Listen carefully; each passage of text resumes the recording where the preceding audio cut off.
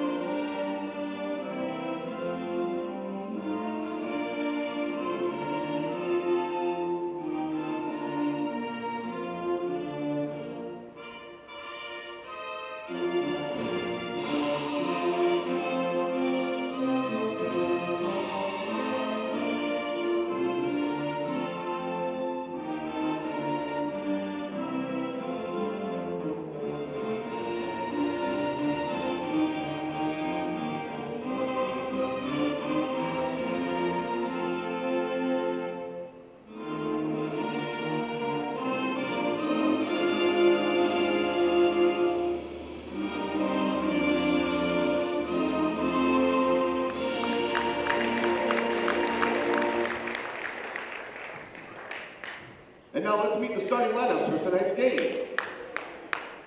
For the visiting Panthers, at forward, a 6'4" junior from LEC, Massachusetts, number 0, Uche Nokeji.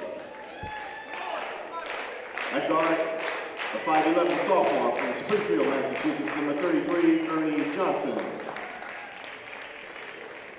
At the other forward, a 6'6" sophomore from Nashua, New Hampshire, number 11, Jack Preston. At guard, a 5'11" sophomore from Reading, Massachusetts, number 1 co-captain Nathan Clark. And at guard, a 6' senior from Dover, New Hampshire, number 24 co-captain Alex Burke. Head coach for the Panthers is Andrew Novak. Assisting him are Steve Bauer, Tony Martinez, Tim Boucher, and P.D. Stevens.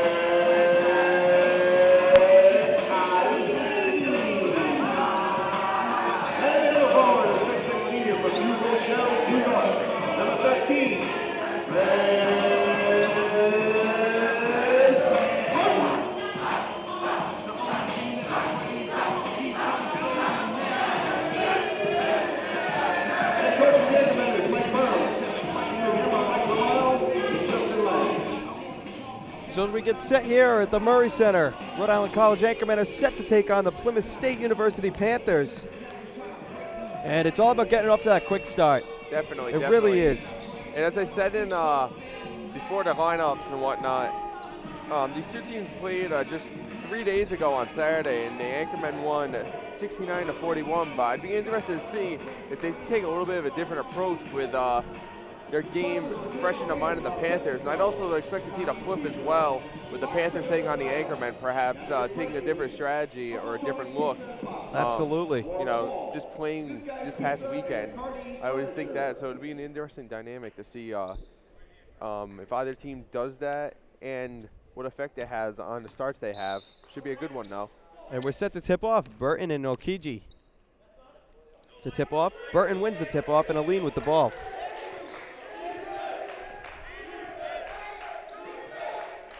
Burton passes back to Scheider. Scheider hands it back to Aline. Aline left side, passes it all the way over. Scheider right side, fakes the three. Now gets it back to Aline. And back to Scheider, who fakes the three again. Aline to Tribble, back to Aline. And back to Tribble, and back to Aline again. 10 seconds on the shot clock. Aline moving in left side, getting it back to Burton. Burton, step back, no good. And rebound Preston. I'd say good defense by the Panthers on that series, keeping them outside, and just good perimeter defense, not letting Scheider take the shot or Aline, or Preston for that matter. Back to Nokiji. And now Clark gets it down low. And Preston up for two.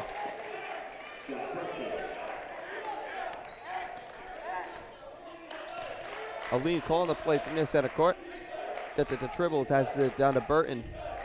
Looking for a pass to Neal, and it gets taken away. After Tribble was able to recover it for a second. Clark hands it to Preston. And back to Clark. Burt to Johnson. Down to the corner, Preston, no good. Rebound, Nokiji. And he's called for the travel.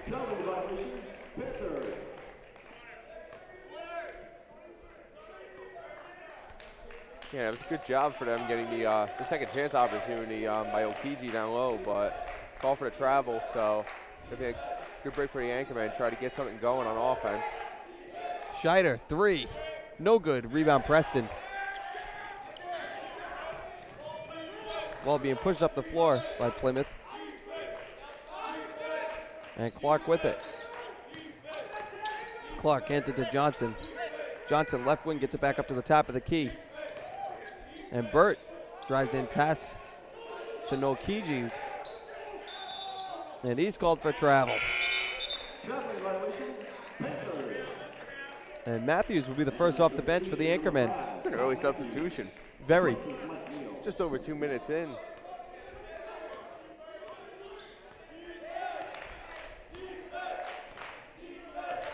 Aline with the ball. Gives it to Burton, down low to Matthews. Matthews back to Burton, three. No good, rebound Nokiji. Clark pushing it up the floor.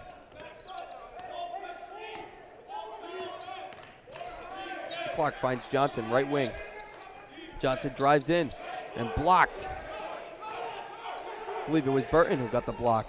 Yeah, I believe so as well. Beck will be the first off the bench for Plymouth.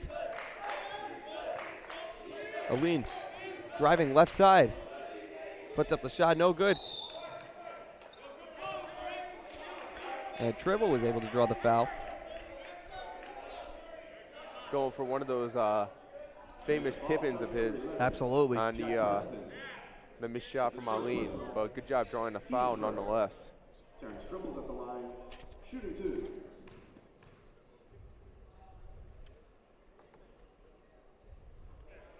And he makes his first. Tribble at 53% free throw shooter on the season.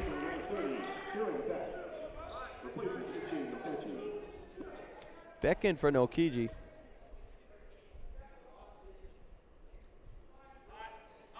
And Tribble makes them both.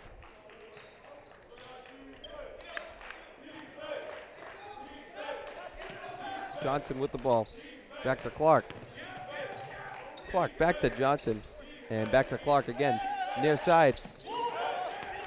And the Anchormen putting that. High pressure defense, dude. Absolutely. And out of bounds, Anchormen ball. That was just good execution of that pressure defense there, just forcing the quick pass that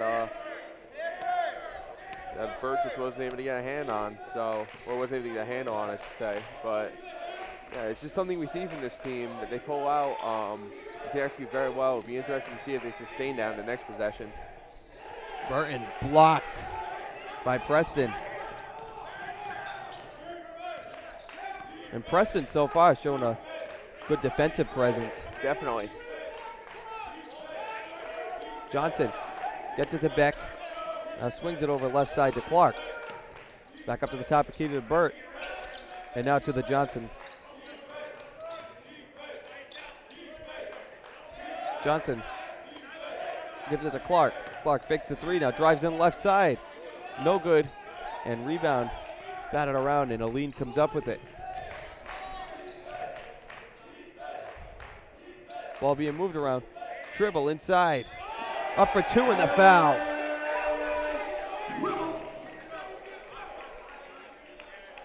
Nwokiji to check back in. Jack Preston. That's his second personal. Team second. We've got a timeout here. Media timeout. Just over 4 minutes into the game. 4-2 lead. I think the Panthers have come out, they've come out very strong. Definitely gave the Anchormen some problems on their first couple of possessions. The steal, just kind of not letting them play their game. But the Anchormen, well, I should say Tribble, he has all the points so far for them. They've done a good job getting inside, which is where obviously they like to shoot. And something I don't think we talk about enough is that Terrence Tribble is an inside presence for them. We talk about the tip-ins, but he's certainly somebody who can drive it inside and get some points for them. Oh, most definitely. And he's shown it early in this one. But I think the Panthers have come out with the attitude because they are the 7th seed in the conference, while the Anchormen are the 2. They don't have anything to lose, and I think they just come out full force early, maybe surprise the Anchormen a bit, and kind of gave them a little bit more than they could handle in the first couple minutes. But I think the Anchormen have adjusted back, and they've gotten back on their even keel here. And let's see how the next few minutes go. See if the Panthers can get some momentum back, or see if the Anchormen can bring that pressure defense. Absolutely, especially with that high-pressure trap defense that they just showed a couple of moments ago. Oh, definitely. I mean, when they run that, I mean, we see that time and time again with teams they play, that it just throws them off their game, and they're able to generate turnovers or just bad passes or whatnot. Most definitely. Bad chances. Tribble at the line, shooting one. And he makes it. He's got all 5 points for the Anchormen so far in this game. Back to Clark. And back to Johnson, who passes down low to Beck. And now Nwokiji with it. And no good. And Scheider comes up with the rebound.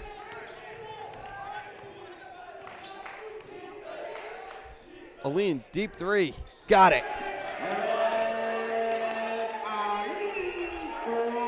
We saw him in the last game against UMass Dartmouth. If he can get hot from beyond the three-point line, you better watch out. The ball picked off by Scheider. Aline, three, no good. And rebound Beck. And passes it right to Burton. And a foul called on the floor. Foul's on Nathan Clark. That's his first personal. Team third. Scouts comes in for Scheider, and we had a couple of substitutions there for the Panthers as well. Number 4, Brian Boulay and Preston back into the game. Boulay checking in for the first time tonight.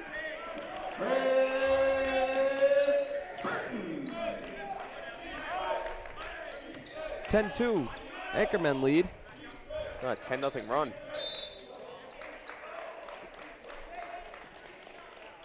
Anchorman foul. Charge number 3, John Gauss. John Gauss called for the foul. Team first. Boulay with the ball.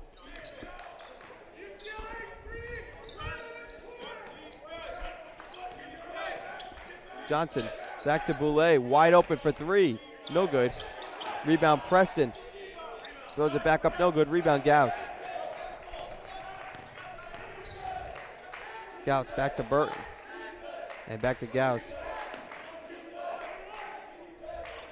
sets to play here. Burton.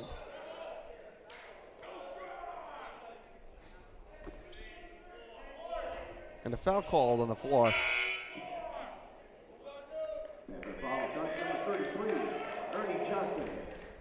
Clark back into the game. He replaces Johnson. Aline, right side to Gauss for three. No good, long. And rebound to Okije. Boulay pushing up the floor. And no good, gets his own rebound. Somehow as it was batted away. And Burt off the board for two. Yeah, Boulay had one of those look what I found rebounds. Absolutely, yeah. Standing there on the baseline, the ball just fell right to him. Off some deflections. Matthews back to Tribble. Aline right side. Back down to Matthews. Matthews up for two. Good floater.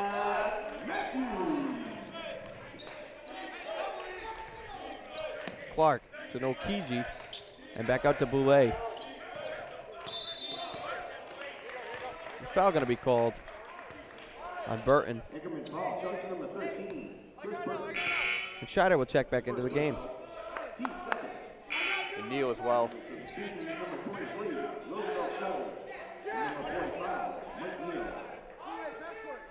Burt to inbound. Burton and Arlene come out for the Anchormen. And Boulay, left side, gets it down to Clark, who dumps it into Preston, no good. Rebound Nokiji, may have got away with a walk. Boulay, right side. Looking for the screen, but nobody's setting it. Now Preston finally setting the screen. And Nokiji down to the corner to Clark. Drives in, passes it to Preston, who goes up for two.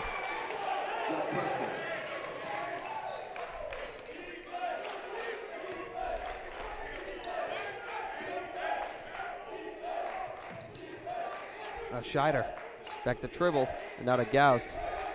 Gauss passes it into Neal, who goes up for two. It's up and under.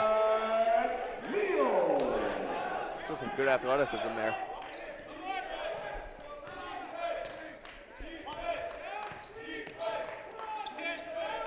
Ball being moved around.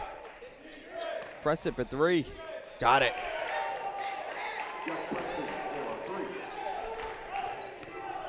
Preston's been carrying his team the past couple of possessions. Had that big dunk there, and then a nice three-point shot as well. Gauss to Scheider.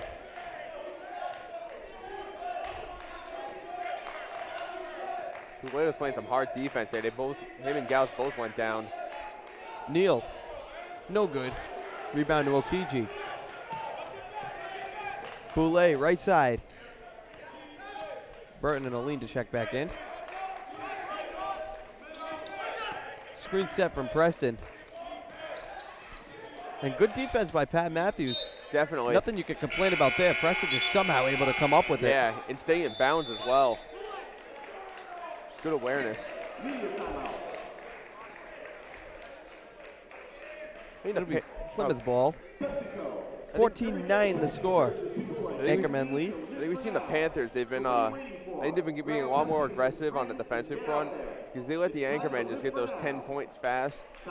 And then I think they saw that Rhode Island College is bringing a lot of aggressiveness defensively with that trap defense, and they've been really challenging, pretty close up from past half court. We've seen Boulay playing some tough defense on Gauss that last possession. I think they've just tried to give Rick a little bit of their own medicine when it comes to the defensive play. So, and they've gotten some good offensive possessions as well to respond to the Anchormen's run. So it'll be interesting to see how both teams react to that bit of a change of momentum here in the past few minutes. Absolutely.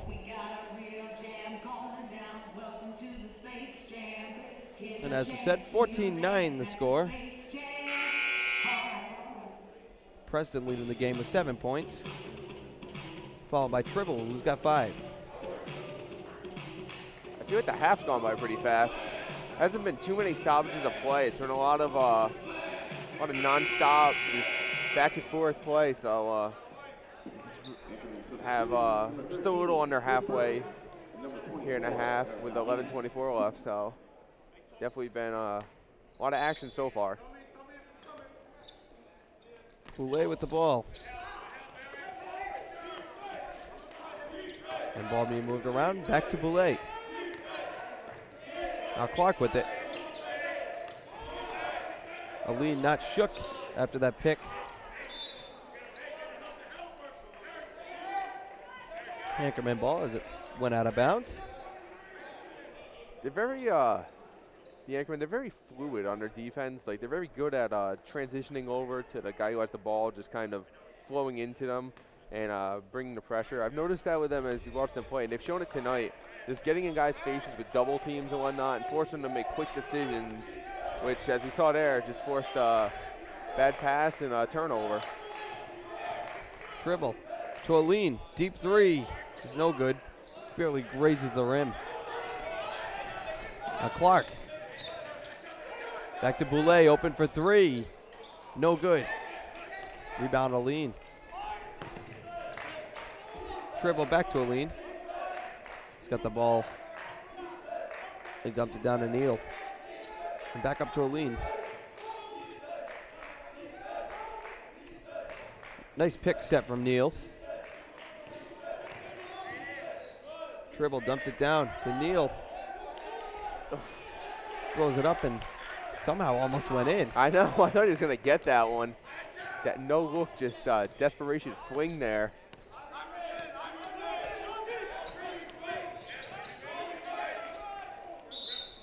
And a foul called.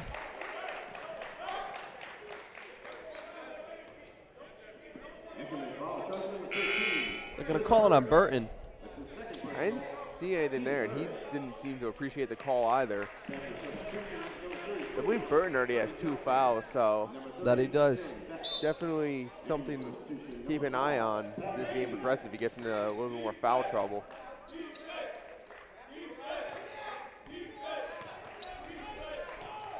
Boulay being guarded by Scheider. Drives in left side. Dumped it down to Beck. And he's called for travel. I knew that was coming. Clear as day. Yeah.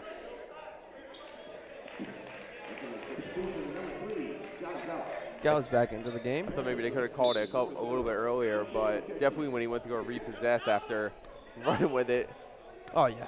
5 steps, you knew that was coming.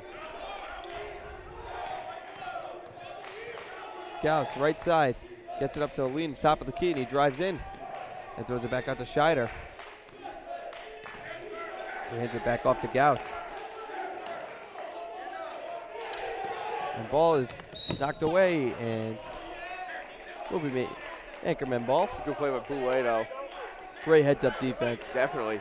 He's been playing up on Gauss the whole time he's been in. He's finally able to make a bit of a play. Absolutely. Gauss back to Scheider. And back out to Aline for 3. No good. Rebound Beck. And pass up to Nokiji, who goes up for 2.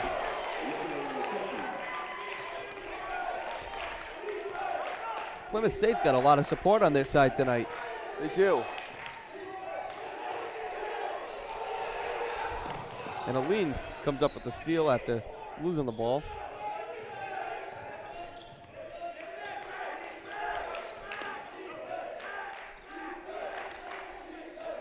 Just over 8.5 to go in the first half. 14-11. Anchormen lead. Ball being moved around. Matthews with it. Left side goes up. Nice pass. Down a Trimble, who goes up for 2. That looked like a shot, but I think it definitely was intended as a pass because Trimble with a nice heads-up play, as always, down low. Huey's the Anchorman with 7. Johnson with the top of the key. And he's called for a travel. And he doesn't like the call. No. Looked like a travel. I agree. Neal back into the game. And Scheider back to a lean, right side. Good pick set from Matthews. And Scheider, pass intended from Matthews down low, was picked off by Johnson. Now Clark up to Burt. And back to Clark at center court.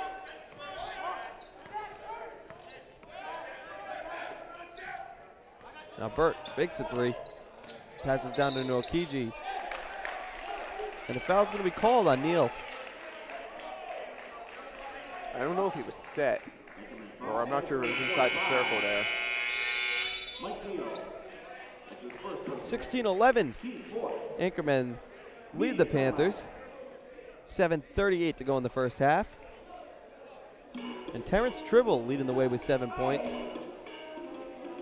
And Jack Preston also with 7 for the Panthers. Seen a lot of good defense early, and defense that's just kind of adjusted as we go on. Agreed. In this one, because as I said the last media break, that the Panthers are starting to get a little bit more aggressive with defense, and it's shown. We haven't seen a lot of points in the last 4 or so minutes since we had our last break in action. Right. So, and defensive games are definitely the ones that the Anchormen like to play. Most definitely. And also, Plymouth State averages about 66 points, so they're another lower scoring team. However, their opponents average 70.2 points a game. It's true, it's true. So they do have a negative point differential. And the Anchormen have a plus 7 point differential with 67 to opponent 60. And here's an interesting fact for you. So in the regular season, the Anchormen's average win margin over Plymouth State was 22 points. You are correct, sir. Now Burt fakes a three. Now gets it back out to Clark. Nice save.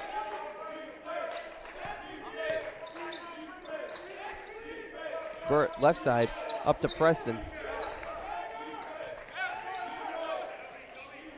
And Clark almost picked off by Lean. Now Burt takes a three. No good. And rebound. Preston comes up with it somehow. And Burt open for another three. No good. And Neal comes up with it. Nokiji's been doing, he's been a force in the rebounding department. That, Absolutely. That last board was all his work. He just didn't end up coming up with it. But he's definitely been a rebounding problem, and certainly going to be something that the Anchormen are going to have to try to solve. No shot.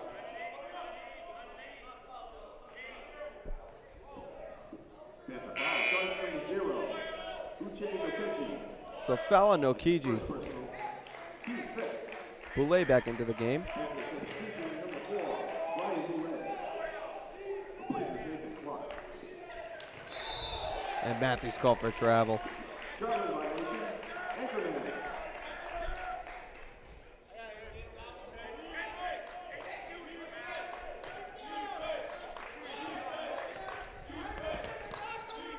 Boulay with the ball. Down to Johnson.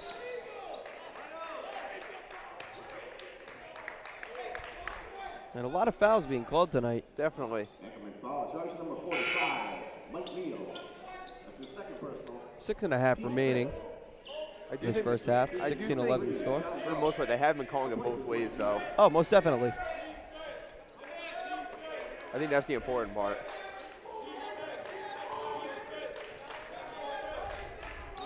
Boulay, right side now drives in left side. And dumped it to Johnson. Johnson played tight by Scheider. Preston fakes a three. Gets it back to Johnson. Johnson driving down left side. Floater, no good. Rebound Matthews. And Aline pushing it up the court.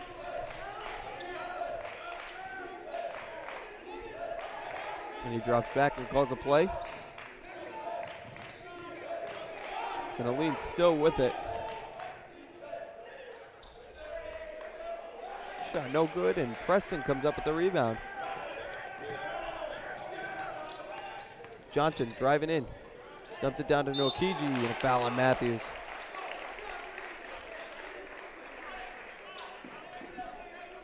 Anchorman foul, charge number 5, Pat Matthews.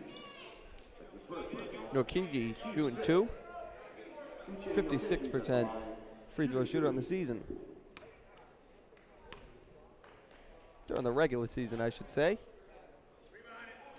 Misses his first. Beck back into the game for Plymouth State. I think the key to Plymouth State's defense is getting that pressure up top, which we've seen from Boulay on Gauss, and now he's been trying it on Aline, because they're trying to just kind of disrupt the flow of the offense. He misses them both. From up top, and then trying to get some pressure there, and that way preventing the passes down low. Matthews up for 2. Good job sizing up and using the board. Definitely.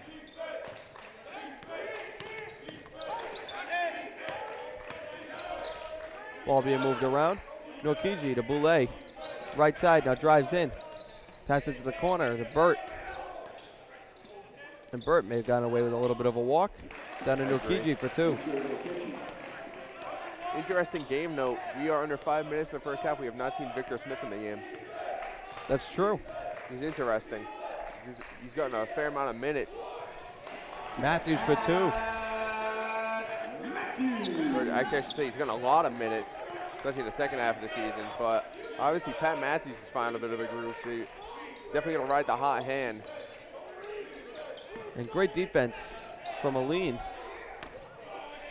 Ball up, and they say out. Last touch by Matthews. And it'll stay Plymouth State ball.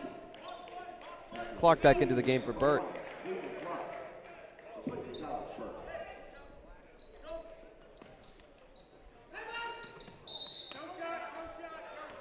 No shot.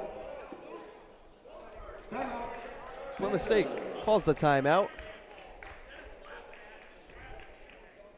And 4:22 remaining in the first half. 20-13 the score in favor of the Anchormen. If you just tuned in, Mike J. Marco alongside Andrew Spaziano, right here on 90.7 WXIN and Anchor TV. We've seen a very aggressive, and as you said before, defensive basketball game.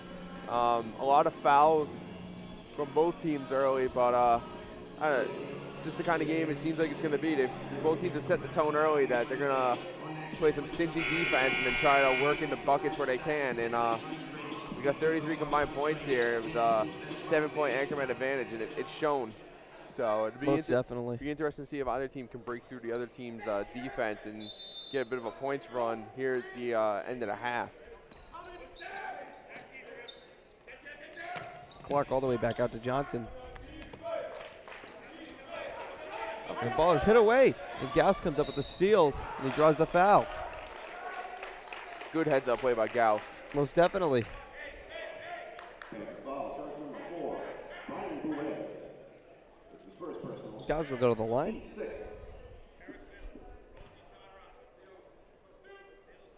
John Gauss is at the line, shooting 2.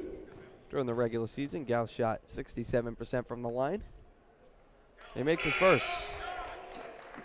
Panther substitutions, number 11, Jack Preston, and number 24, Alex Burke.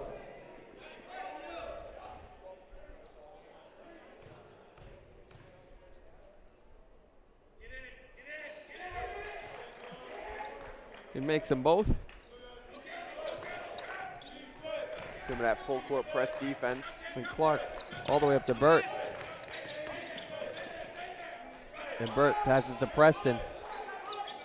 No good. And they say out off of Johnson. Anchormen ball. Panther substitution, number 0, Uche Nokechi. Sort of Coach Burns' little things he likes to bring out every once in a while is the full court press.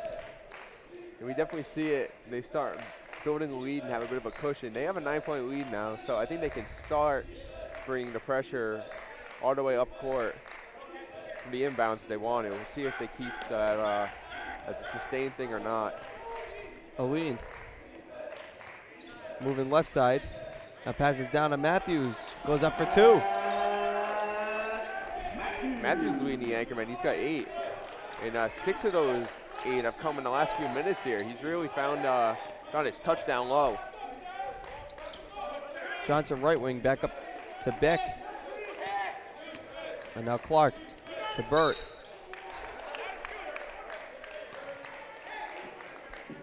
We got a foul called.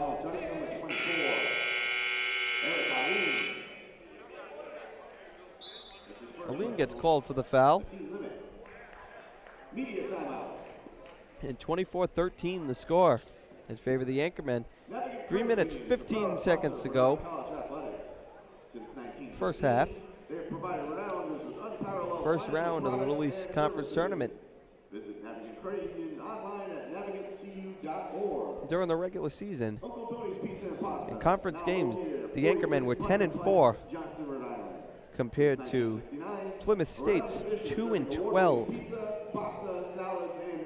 So you can definitely see the struggles of the Panthers in conference play, and you also mentioned the big margin of victory that the Anchormen held over them during the regular season. They had a 28-point win on Saturday, and then a couple months ago they had a 15-point win. So you can definitely see the Anchormen have had their number in the regular season. And Absolutely, yeah. they've started to pull away a little bit here, but I mean, it's still a single-digit deficit. It's only 9 points, so I mean, it's far from insurmountable, and it's certainly manageable if the Panthers can get something going. But Manageable, unless you're Coach Burns, of course. yes, so we'll see if It's got to be at least high double digits. Yep, I mean, the bigger the better. Absolutely. So we'll see how the rest of this half plays out, and see if either team can string together some points here. We've got 3:15 left in the first half. And Burt will be at the line, regular season. Shot about 85% from the charity stripe.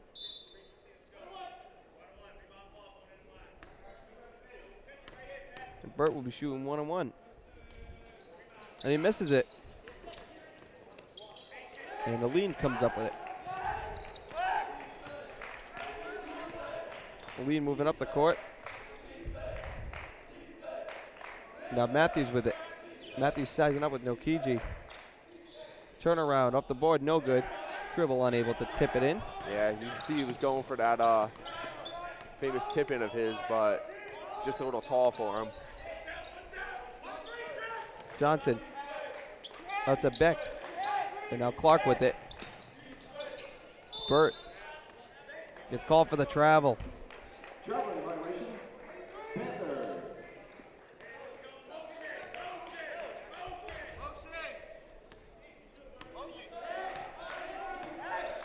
Aline carrying it up court. Wasting a little clock. And Gauss back to Scheider. Back to Aline. Thought about the three. Now dumps it to Matthews, who's called for a travel. Traveling violation. He knew it right away. Yeah. He has a couple of times he's gotten called for that tonight, but we've seen a lot of travel on both sides. Jack Preston. It's that initial step right before the dribble. Yeah. Every time.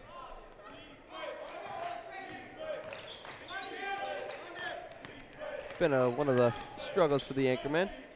Most definitely. Three no good from Johnson.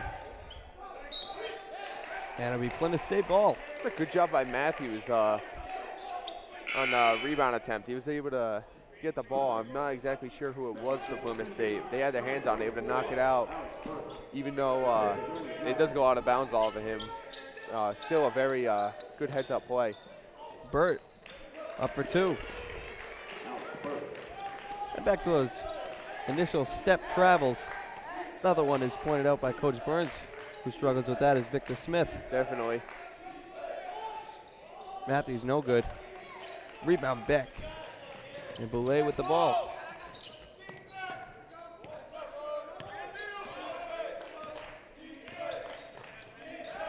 Ball being moved around. Beck to Boulay, left side. And back out to Clark. Clark driving in. Passes Boulay. Floater is no good, and an offensive foul called. Gauss able to absorb the contact and go down. That's a good charge taken by him, most definitely. Panther substitutions, number 0, Uche Nokechi, and number 33. Now Kiji back into the game. Johnson back into the game.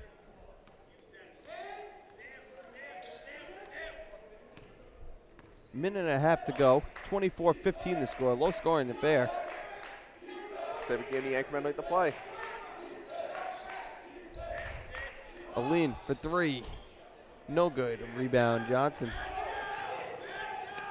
Clark up to Nokiji. Initially stolen away by Aline. And Nokiji throws it out of bounds. She tried to get the steal. That's a good play in a transition by Aline, though. He took the 3 and was able to get to the backcourt and make a nice play on Nokiji. Absolutely.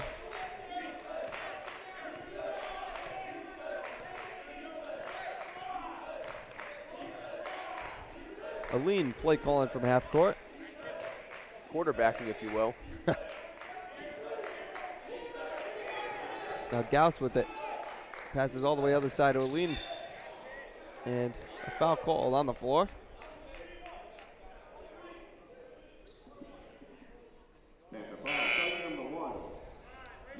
And Matthews will be at the line. The second personal. Team limit. Panther substitution, number 4, Brian Boulay. Pat Matthews is at the line, shooting 1 and 1. Matthews be shooting 1 and 1. He leads the team with 8 points. He misses it. And out of bounds. Off of Johnson will be Anchorman ball. Coach Burns calls the timeout. And you said Matthews with 8 points. We've seen him have games where he gets hot and he's scored in the double figures. He had that 17-point game early on in the season off the bench as he is tonight. So be interested to see if he can carry that momentum of the good first half in the second half and maybe get somewhere around that mark, because he's certainly shown that his inside game is has been a threat in this one. Agreed. So we'll see if he can keep it going. He just keeps sizing up, throwing it off the board. Definitely.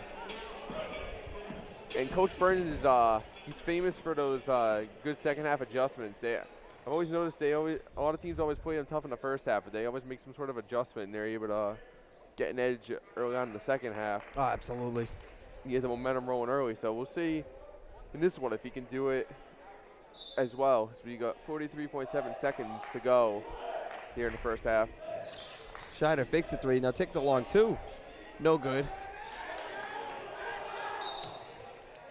And out of bounds off of Aline.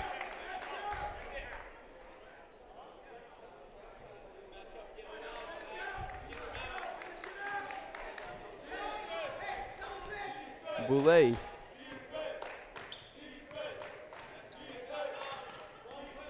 Gives it up to Johnson. Johnson now with it near half court.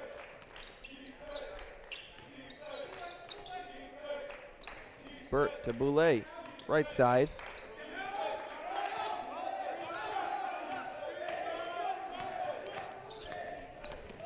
Now Boulay carrying it all the way in for 2.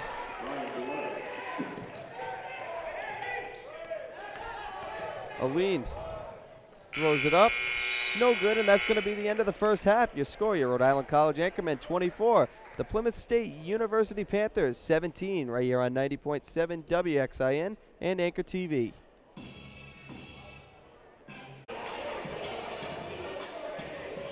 And we're back here on 90.7 WXIN and Anchor TV. Mike Giammarco alongside Andrew Spaziano. As always, the Anchormen leading the Panthers 24-17, a very low-scoring first half. Definitely. And Andrew, what are your keys to the second half? I think one of these teams just has to find their offensive groove. I think definitely in the first half, like you said, low-scoring game, 24-17. I think one of these teams is gonna be able to break through that defense and find a way to get the points. But certainly the Anchormen hold the advantage there because with a 7-point lead. Panthers moving the ball around. Johnson dumped it down to Preston. And all the way back up to Clark. Clark down to Okiji, who draws the foul. Both teams are shooting similar percentages from the field. Plymouth State holds a slight edge at 34.8% to Rhode Island's 33.3%. And both teams similar from the three-point range as well. With not very good. No. Plymouth State's 1 for 6, Rhode Island College 1 for 8. So, I mean. And now we finally see Victor Smith come into this game. Yeah, that's interesting. Never question Coach Burns. No, I mean, he certainly had a game plan. He stuck to it. And like I said at the top of the broadcast, I mean, probably giving the Panthers a bit of a different look coming in off of a 3 games removed from their last game against each other. Burton, no good. Rebound Johnson. Clark driving in. Goes up himself and it gets taken away. Aline with the ball. Aline looking for the lock pass up to Burton, who didn't see it coming. Burt hands it down to Preston. No good. And Okiji comes up with it. And back out to Clark. And Okiji had 6 rebounds in the first half, so you can just see the impact he's made off the boards. Preston also with 6 rebounds in that first half, as he goes up for 2.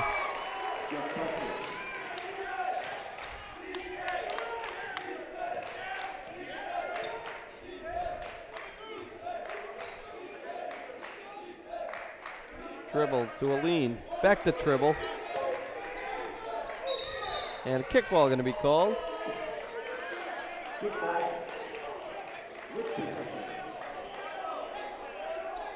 Actually, an interesting note, Pat Matthews played 17 minutes off the bench in the first half. So definitely riding the hot hand with him early. And Smith throws it away. Clark gets it down low to Okiji. He draws a foul. Hey, the Panthers definitely come out with the momentum early in this one. They've been playing a lot of aggressive defense, and they've been able to get the quick and easy the baskets early on. But and they've cut this deficit down 3 points. Yeah, 3 points. So 24-21. Definitely understand why Coach Burns is taking the time out here, because you know, the Panthers definitely got some momentum first almost 2 minutes of this half. And the one thing you definitely don't want is an underdog who has momentum like this team's starting to get. Most definitely. And, you know, because the closer this game stays as it goes on, I mean, the pressure is more on Rhode Island College in this one. They have the 2 seed. Panthers are just like coming into this one. As I said before, they have nothing to lose. I mean, they're a 7 seed. Certainly not expected to win this game. If you look at the conference records and whatnot, and as we were saying, the margin of the deficits they've lost to Rhode Island College in the regular season, but you know, they've definitely fought hard in this one. We'll see if the Anchormen can make some adjustments of their own and try to get this game back under control. Absolutely. Panthers have definitely come on with a flurry of opportunities and aggressive play early in this one. And a lot of times, especially for the Anchormen, it's just a matter of doing what you got to do, and then they do it. Yeah, they win by huge margins. Yeah, just gonna see if they can do the same thing in this one. Okiji will be at the line.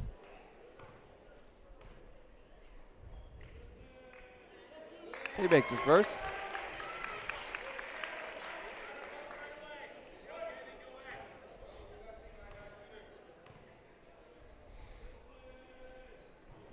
He misses his second. And out of bounds off of Plymouth State. Preston didn't look happy with the call. I think they were looking for a foul there, but They caught a ball out of bounds. That's just the way she goes sometimes. Absolutely. The Anchormen got to get a good possession here. They just haven't looked very in sync on offense in this half. And Burton knocks it down.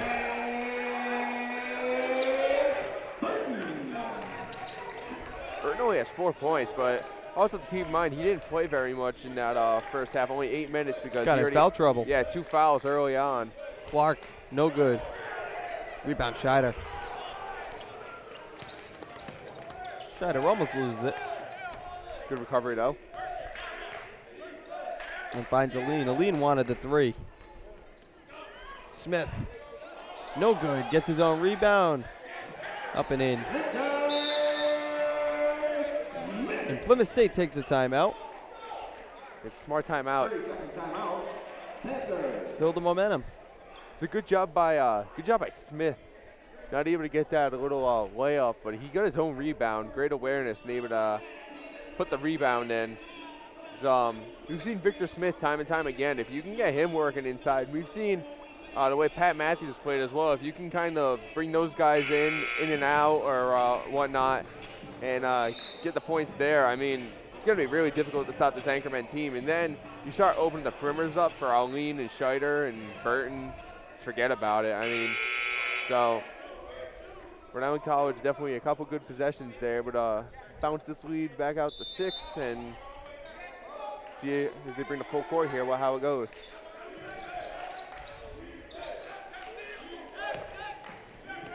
And passes all the way across the floor, and another one all the way across the floor to Burt. Now Nokiji. Back up to Johnson. Got away with the walk. Yeah, I agree. And Burt up for 2. I think a pretty clear call as well, but yeah.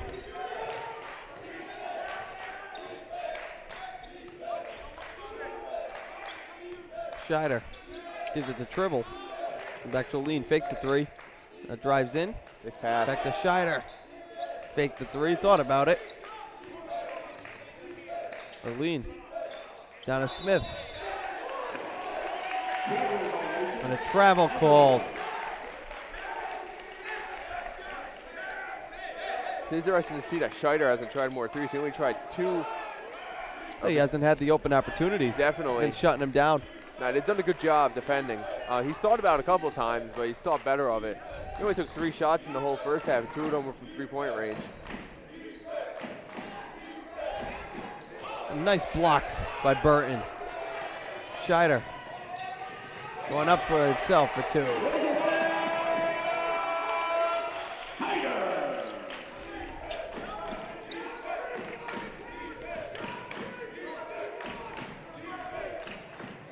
And it sounds like the stands have filled up at the Murray Center. Preston knocks it down for 2. Definitely. Neither team's been able to seize momentum. They've both gotten a couple of quick runs in the first 4 minutes here, but both times good use of timeouts and just good responses have been able to negate it. We got some points flowing here. And Smith draws a foul.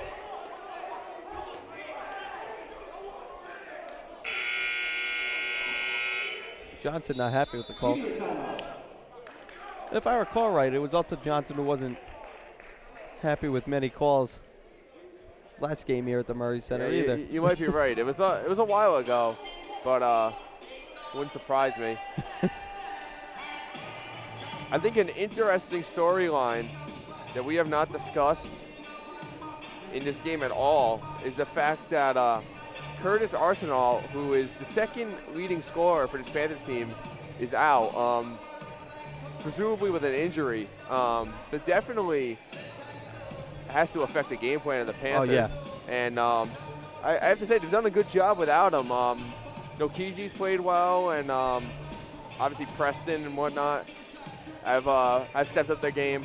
But they've given the Anchormen a tough game here, and they've come out with a lot of swagger and whatnot here in the beginning of the second half, and they're not going to go away easy. So the Anchormen really need to dig deep here, and they need to figure out and address the problem areas and shore up on defense and offense and try to see if they can build a bit of a lead. But oh yeah, we've definitely got a tight one. brewing here in the opening minutes. Jack Preston. That's his third personal. Team first. Smith will be at the line. Victor Smith's at the line. Shooting 2. He misses his first.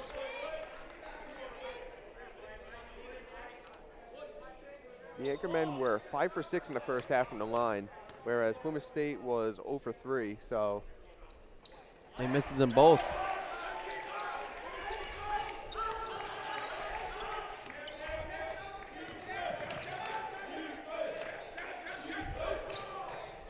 And Clark got away with a walk again. I agree. There's been some very And now a travel call.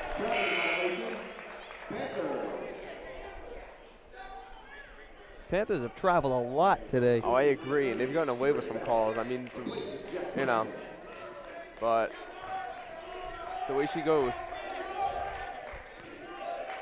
Aline with the ball. Straight up top. Gets it to Tribble and back to Aline. And Burton down low to Smith. Triple teamed up for 2. Great effort. He had 3 Panthers draped all over him. He's still able to muscle through and get the layup opportunity. Great job by Smith. And Burt gives it to Nokiji. Nokiji splitting defenders, no good. And a foul called. Got the rebound too.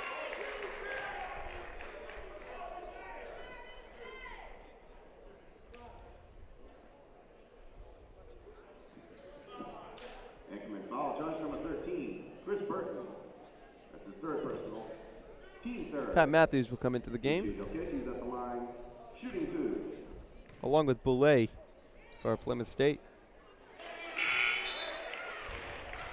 Anchorman substitution number 5, Pat Matthews. Panther substitution number 4. I think it'll be interesting to see with Matthews and Smith both on the floor. Both of them have proven in this game at different times that they can work inside. So I think having that dynamic is really going to help the Anchormen see if they can work their way open down low, or at least one of them at the very least. And Nokiji has 9 points also for Plymouth State. It's been a solid game, especially as we mentioned the rebounding. Smith loses the ball but comes back up with it. Back to Matthews. And a travel called. Traveling violation. Anchorman.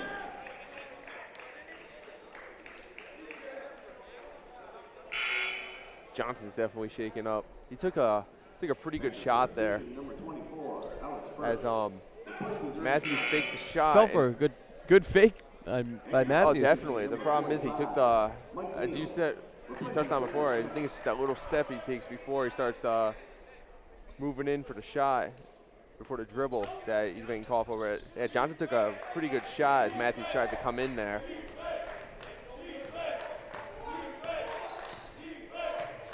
And Boulay gives it to Burt, right wing. All the way over the other side.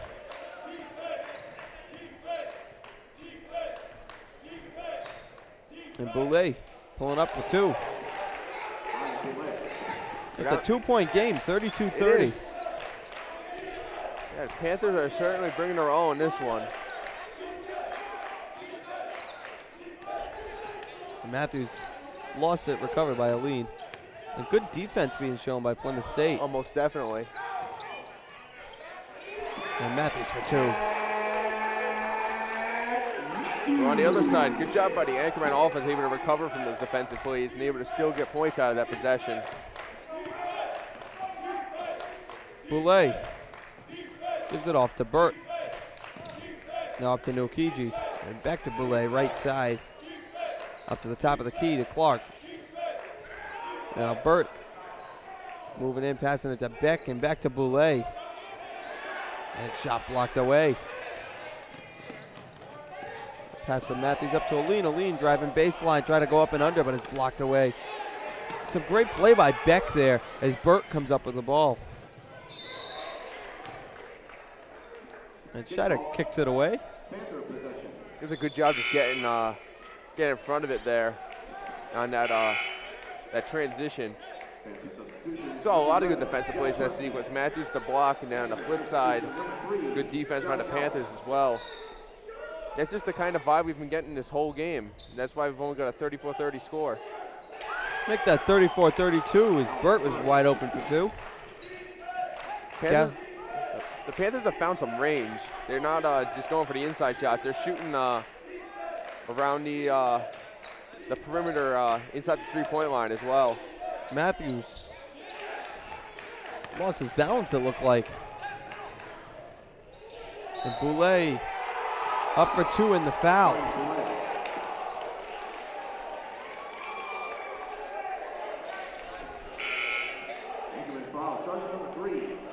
Smith checks back in. It's the second personal. Team 4. Anchorman substitution number 11, Victor Smith. And number 13, Chris Burton. And Burton in for Neal. Panther substitution number 30, Kieran Beck. Replaces Jack Preston. Ryan Boulay's at the line, shooting one. And Boulay knocks it down. Panthers had their first lead since the opening minutes. 35-34 the score. Aline for three. No good. Rebound Clark.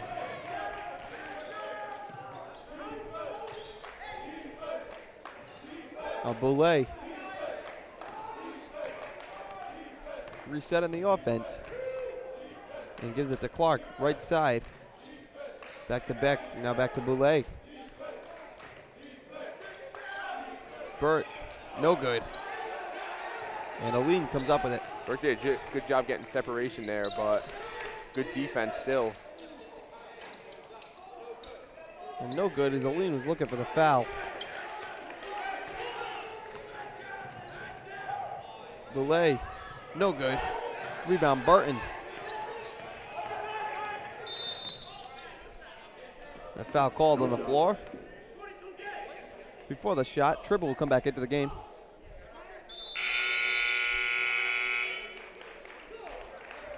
Yeah, I have to say the Panthers, I think another element they brought that the Anchormen commonly use on opponents is that fast transition game. Right. They've been bringing it as well, and obviously that's a product of their good defense. But yeah, certainly both teams playing a similar kind of game, and as mentioned before, a good job by the Panthers coming out in the second half and really bringing it to the Anchormen. They've got a 1-point lead in this game, and we're getting close to halfway through the second half here. 11:49 left in regulation. I mean, we've got a good contest, and certainly with a 2-7 seed matchup, you don't necessarily see these games, but we do have a good contest in this one, most definitely. And that's a credit to the way the Panthers will come out with their game plan and whatnot, but we'll have to see what Coach Burns has up his sleeve here. And he's always got something. Yeah, and most definitely. So in the last 11 change here in the second half, let's see what he's got up his sleeve and see what the Anchormen have. 11:49 to go in regulation. 35-34 the score in favor of Plymouth State. If you just tuned in, Mike Giammarco alongside Andrew Spaziano, live from 90.7 WXIN and our Anchor TV. Yeah, as I've said before, if you are listening to both, you are quite dedicated anchorhead. Smith called for a travel. Didn't see that one. No, I agree. I thought you could use a pivot foot. I remember you saying that in the last game as well.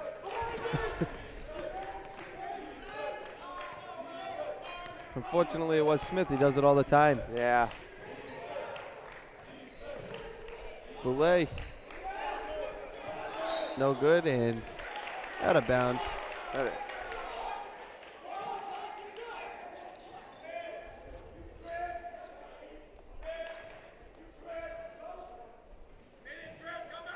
Burt with it in the corner. And the foul called. Anchorman foul, charge number 3, John Gauss. Gauss has 3 fouls. Third personal, team 5th. And certainly with a short bench with the Anchormen, You really can't afford to have anybody foul out. Yeah, you really can't.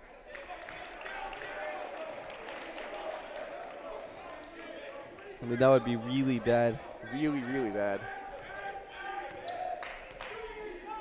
Gauss with the ball. Gives it to Scheider. Up to Tribble, back to Gauss. Back up to Scheider. Tribble with the right side. That gets it to Smith. Up to Scheider. Fakes the three, moves in. Shot no good. Rebound Smith. Gets it batted away. Gauss fakes the three. Now Burton, three is no good. And a travel called. Beck is shocked. Anchorman substitution number 24, Eric Ali. Replacing Joseph Scheider. Panther substitution number 33, Ernie Johnson. Johnson back into the game for the Panthers. And Aline back into the game for the Anchormen. Burton will get to the line. These are the free throws you got to make if you got a tight game. As we said time and time again, points that you don't convert on from the line can come back and haunt you in the end. He makes his first.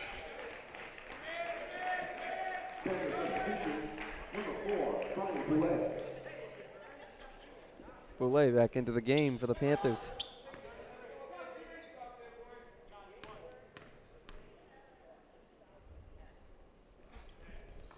He makes them both. The Anchormen are back out in front by a point in this one. 36-35 the score. And Gauss called out of bounds. Good effort by both him and Tribble, but unfortunately, foot on the line, not able to convert.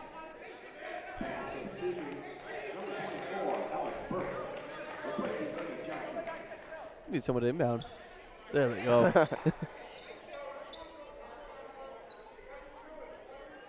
5 guys running around the court, nobody to inbound. Now Beck hands it back off, and Boulay with it. Clark, left wing, gets it up to Beck. And Burton comes up with a huge defensive play by Chris Burton. Yeah, good job by Smith bailing him out there as he was on the floor. And a foul called. A little bit of a touchy call, but called nonetheless. And Preston back into the game. Team 4.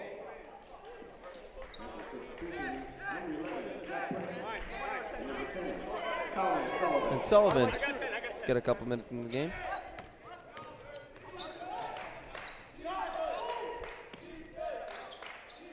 Ball being moved around.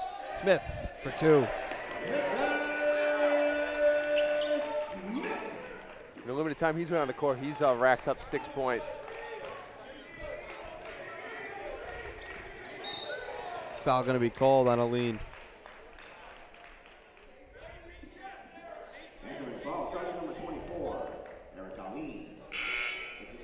Yeah, him and Boulay have been playing a physical game up top all game, and the refs have let it go for the most part, but gets the call there.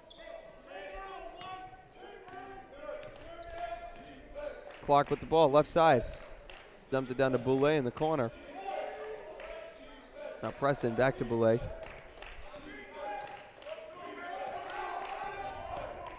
Boulay still with it. Top of the key. No Kiji. And back to Burt. 10 seconds on the shot clock. And Clark splits the defenders and up for 2.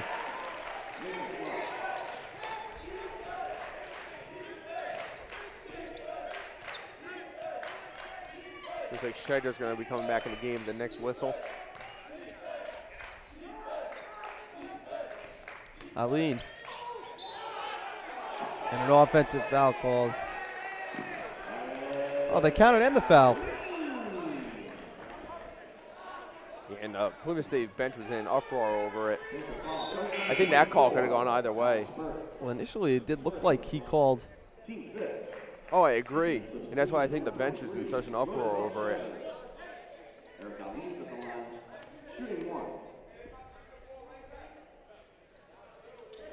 And he converts a three-point play. Typically, when that happens, they throw the hand up, count in the basket, and then point that way for the foul. He didn't put the hand up, so it looked like an offensive foul call. So you can definitely understand why the bench was so incensed at the call. And a foul called. Nokiji embellishes it a little bit. A little bit, but he's played the majority of this game. He played 16 minutes in the first half, and I don't know if he's come out in the second. He's played, if he has, he's played the vast majority of the minutes. And this is his first. Sullivan and Beck back into the game for Preston and Clark. Both teams are creeping around the 40-point mark. He makes his second. A three-point game. 41-38. Just under 9 minutes to go in regulation. Shot at top of the key. Gives it to Aline. Aline working right side. Now drives in, drives baseline. Hands it down to Tribble, who gets it. The pass to Tribble, who's got 9.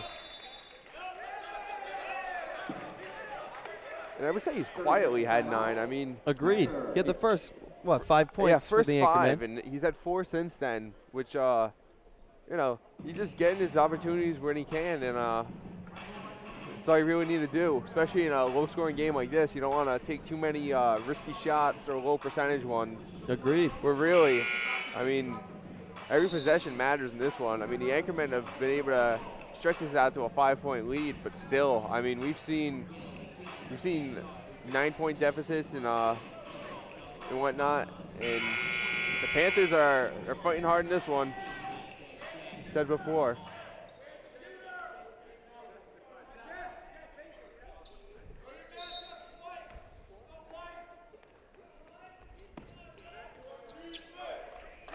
Ball being moved around, trying to get across half court. Clark brings it past half court. Gets it to Nokiji. And a foul called.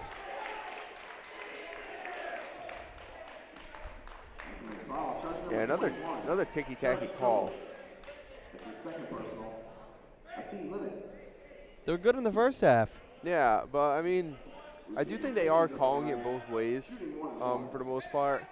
So, I mean, I don't necessarily agree with the calls, but I think if you're fair with it at the very least, I mean, I think that's all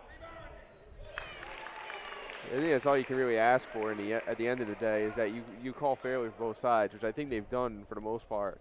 But I think something to notice on the Anchormen is they were really bringing that trap defense that we saw in the first half, which I think is a smart move. Nokiji makes 1 or 2. Whereas this game goes on, I mean, whoever's trailing is going to get more and more desperate to get the basket, so you're just forcing them to make the decisions faster when they're already kind of in that frantic, quick score mode. Aline throws it up, and Burton unable to throw it down. It's called out of bounds. I had thought earlier in the half when he had dished a weird pass down to Burton, I think he was trying to do it then too. Yes, he was. That's what I thought, but it just too many bodies down low. It wasn't able to work, and there just he did a good job, Burton, just getting on the baseline, but unfortunately just wasn't able to finish the job off on the alley-oop play. Present your RIC ID arcade program and Uncle Tony's to take But advantage of these great deals. Just looking, we do have some players in foul trouble on both teams. We got Burton with 3 for the Anchorman. I'm just looking right here with the players on the floor. I mean, we've got Clark, Boulay, and Preston all have 3 fouls for the Panthers. So definitely something to keep an eye on. Just under 8 minutes to play here in the second half. Certainly can become a factor. Especially if Preston fouls out. Oh, definitely. That would be huge advantage for the Anchormen. Oh, definitely.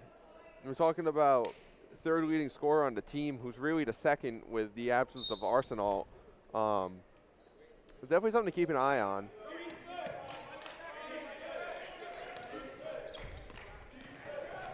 Boulay.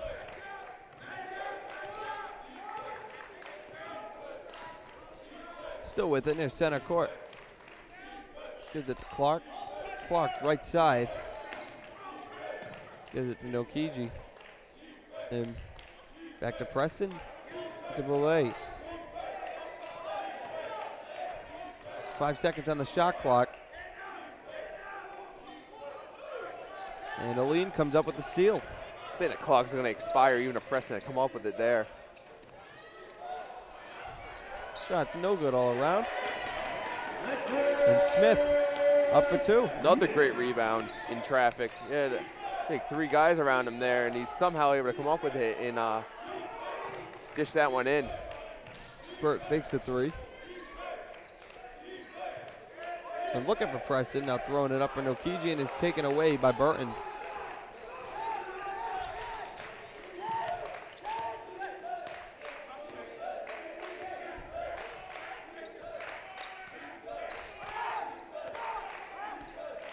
Aline near side. Hands it off to Tribble and back to Aline. And down low to Smith. No good.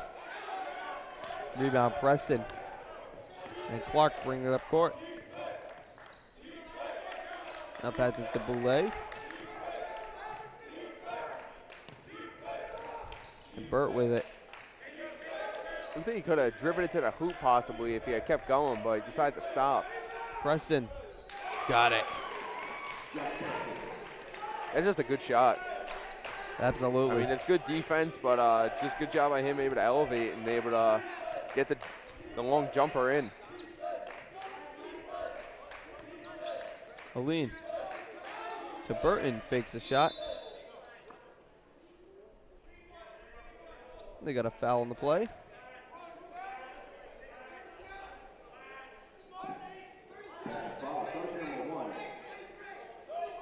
Can't quite pick it up. Coach Burns is repeating something frantically over near the sideline.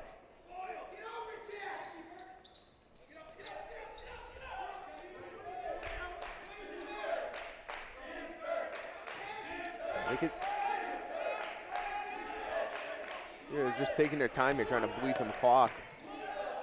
Scheider, 3, got it. Clutch 3-pointer here, 5.5 minutes to play. Scheider finally gets the open shot, able to nail one from downtown. And Burt with it. And even if that had been called a foul, I don't think, what was I saying? Something about calling a foul. Boulay on the elbow. Even if it was virtually a foul, I don't think the refs would have fallen for it. Yeah. Somebody that size able to knock down Aline. I agree. Boulay done a great job on the Plymouth State offense tonight. That's another thing. Oh, definitely. And I think if you look at the flip side, I mean, I've noted it a couple of times, his defense has been good. He hasn't been giving Aline or Gauss or whoever's taking the ball off court and trying to run things. He hasn't been giving them an inch. No, not at all. And he's been physical with them. I mean, we saw him and Gauss go for a tumble near the Plymouth State bench in the first half. Yeah. And they've, he's definitely done a good job. And I think their defense as a whole, I mean, we've got a low-scoring game.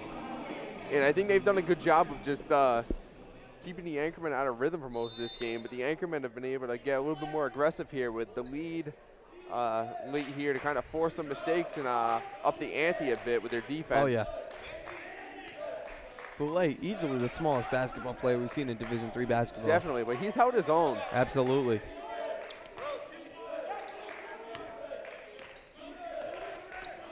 Aline driving in right side and a foul called.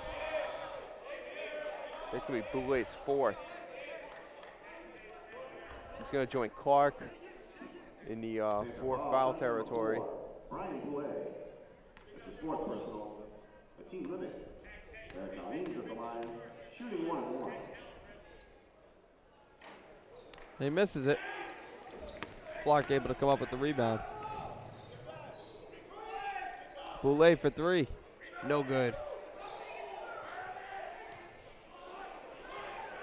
And Scheider comes up with it. No good, and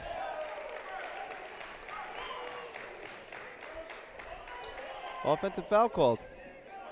Anchormen offensive foul, charging number 11, Victor Smith. That's his second personal. I didn't see anything. No. Agreed.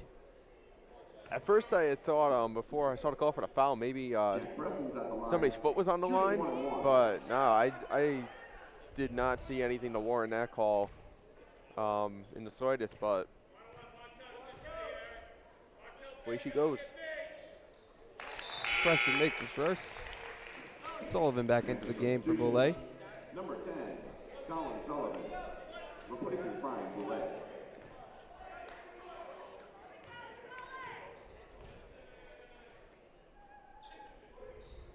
He makes them both.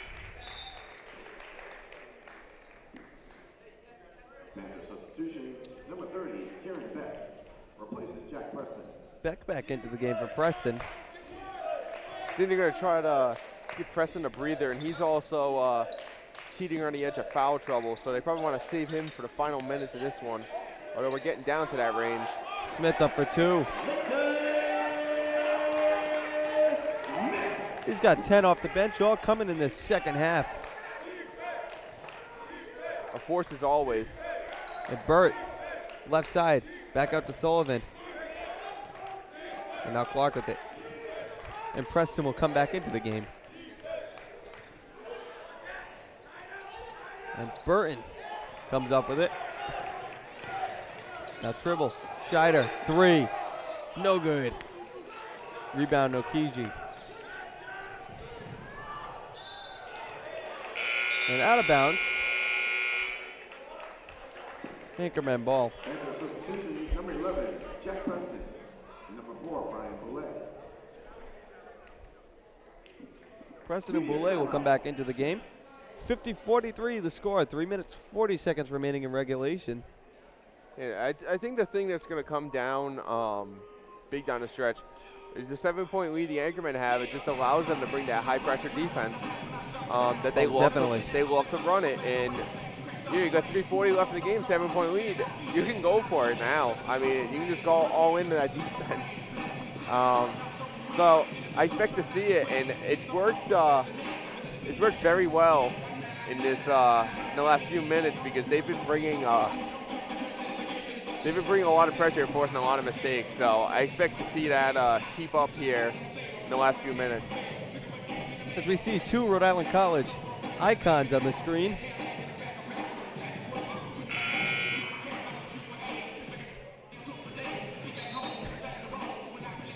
Dr. Scott Kane looking through tonight's program.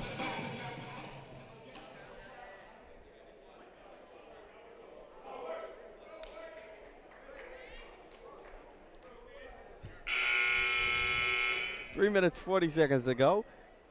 And if you just tuned in, Mike Giammarco alongside Andrew Spaziano. We are live on 90.7 WXIN Providence and Anchor TV. We've had quite the defensive battle in this one. Most definitely. Aline with the ball. Running the clock down a bit.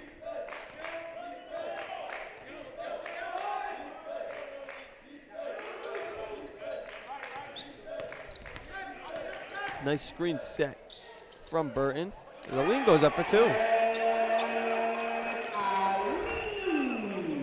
I'll say this in all fairness. I think Aline go away with a bit of a walk there. Maybe a little bit. Yeah. Tribble able to come up with it. Initial play by Aline.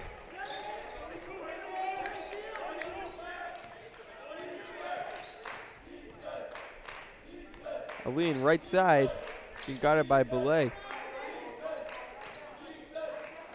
Now Burton off the screen. No good. Wouldn't have counted if it had gone in.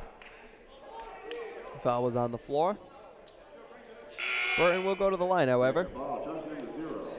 Uche Nokechi. That's his second personal. The team limit. Anchormen substitution number 45, Mike Neal. Chris Burton's at the line, shooting 1 and 1.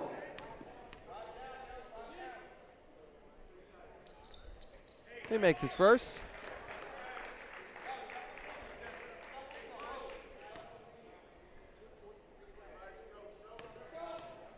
Burton good from the line tonight. As it was drilled into his head last game that he had to be good from the line. Definitely. And A foul called on Aline, and that's ridiculous. yeah, I mean, he was doing everything he could to avoid contact there, but they still called a foul. Personal. A team limit.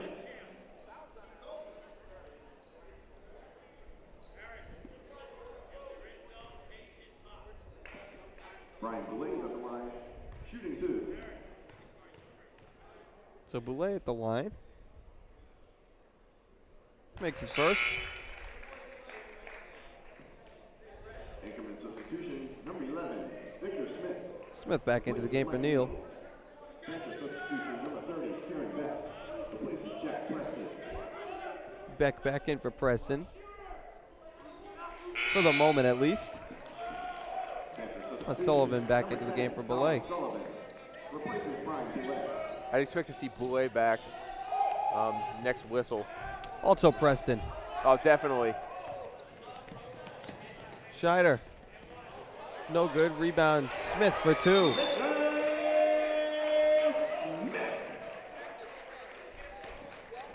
And there they go.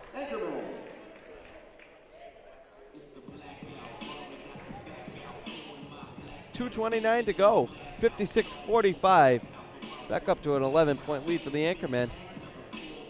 I think something to keep in mind as we've watched the last couple minutes of play is because Boulay has 4 fouls, I think he has to ease off a little bit with his defensive play. Agreed. You know, we've seen him really challenging the point guy, trying to set things up, as mentioned many times tonight. And I think he's had to ease off because he's at risk of fouling out of this game. So, Boulay and Preston both back into the game. yeah, like I said. Oh, yeah. Number 11, Victor Smith. Burt to inbound.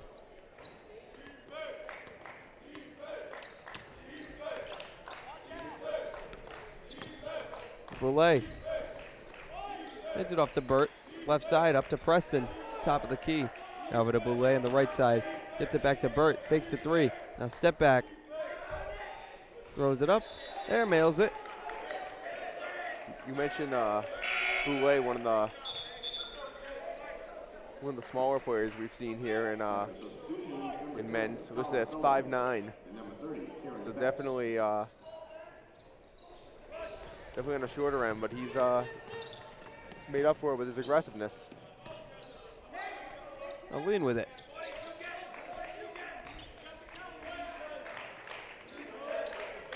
Now driving in. And a foul called.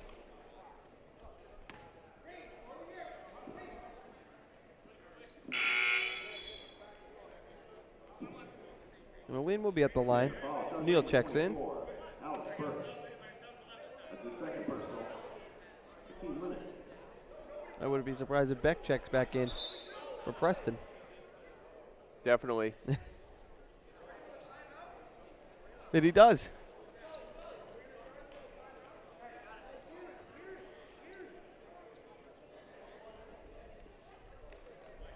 And now Preston checks back in, which has been going on all game.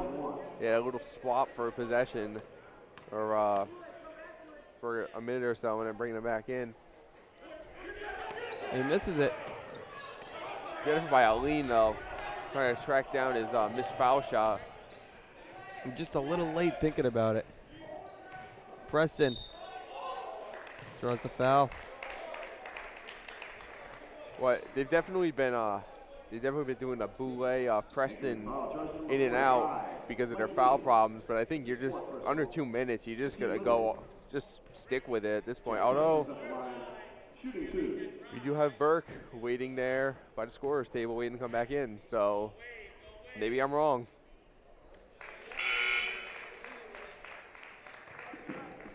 Sullivan checks in, and Beck will be checking in momentarily. Colin Sullivan.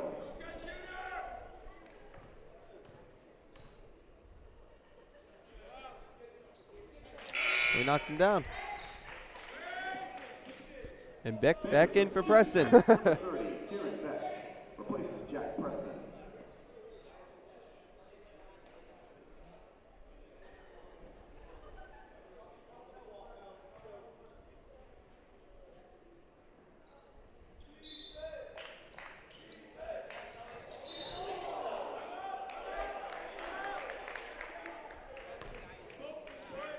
Panther foul, charge number 10.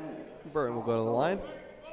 That's his first personal. Unfortunately, an official in the way, unable to see what happened on that play. It looked like Chris Burton's at the line. looked like Sullivan went up to try to contest the inbounds pass and just made a little too much contact there.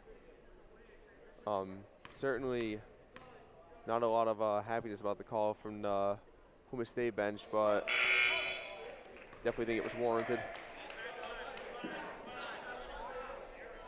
Burton misses it first. Number 11, Jack Preston.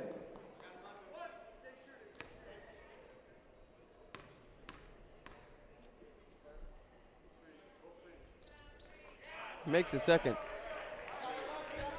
So he's back up to double digits here.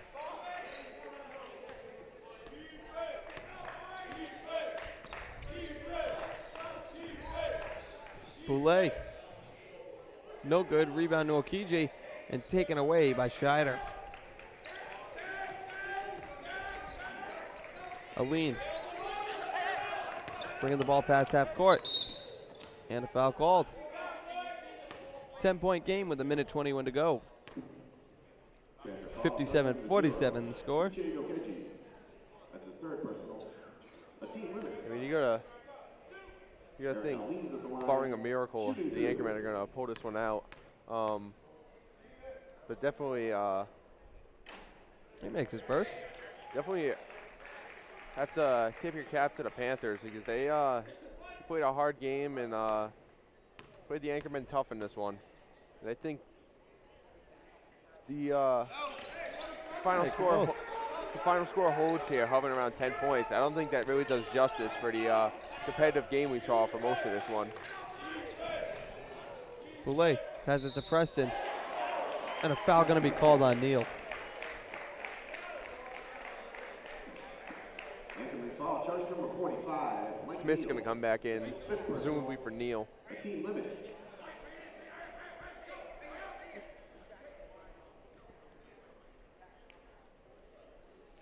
Minute 12 to go. 59-49. Anchormen with the lead. Anchorman substitution, number 11, Victor Smith. Replaces Mike Neal.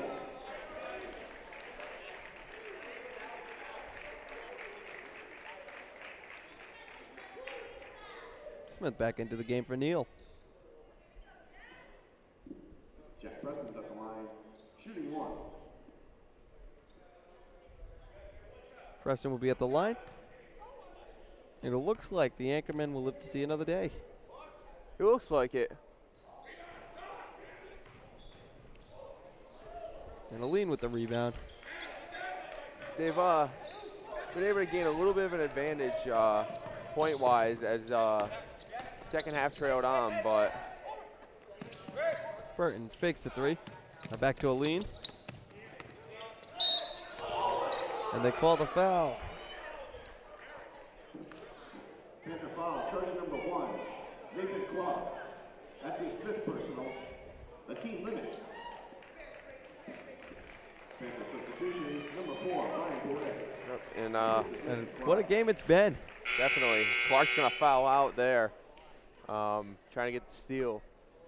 But yeah, most definitely, it's been a very, very hard-fought game, and I think this helps the Anchormen, honestly, facing a tough game in the first round of the Little East tournament. Because going forward, I think it helps you just build momentum. Oh, most definitely. You know, you get a tough game out of the way, and you kind of it helps you as you're presumably going to be playing tougher opposition further down the line.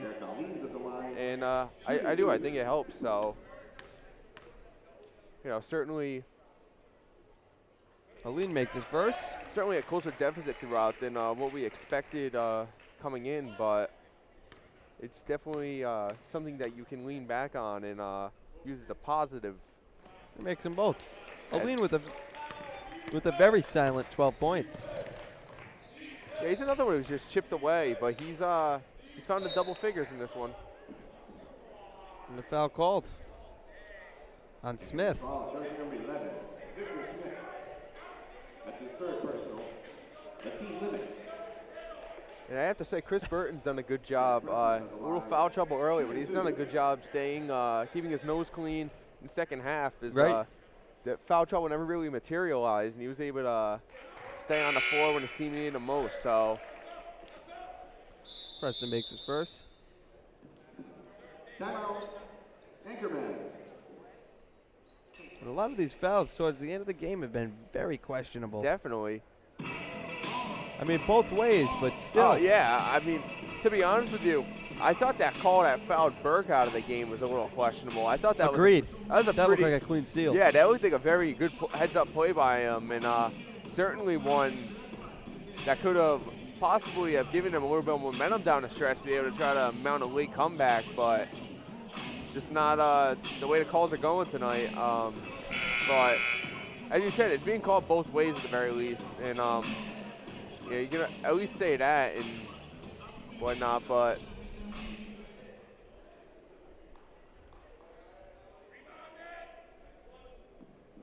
Jack Preston's at the line, shooting one.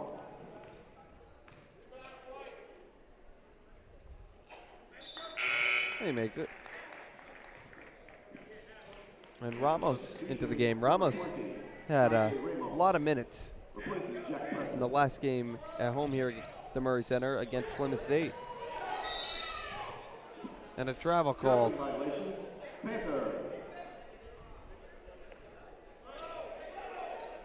61-51 the score, 41 and a half seconds to go in regulation. Anchormen with the ball.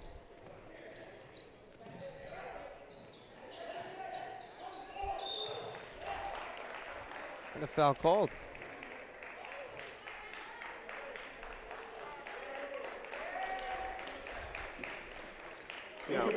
Aline understandably not happy about it.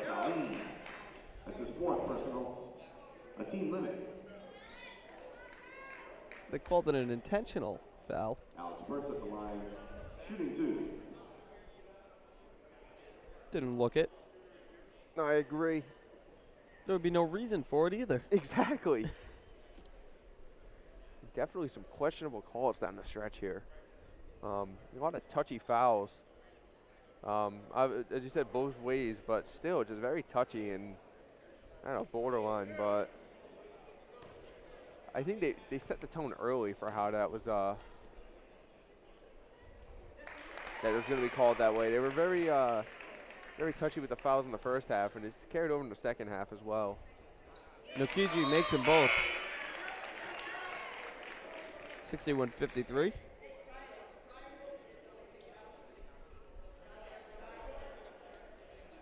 So they get the foul shots and the ball.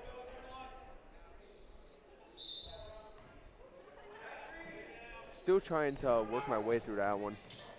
Burt for three. Got it. Alex Burt for three. 61-56 with 34.6 seconds to go. I didn't even think it going into that. The Panthers could get a three there. Could really make things interesting, and they have.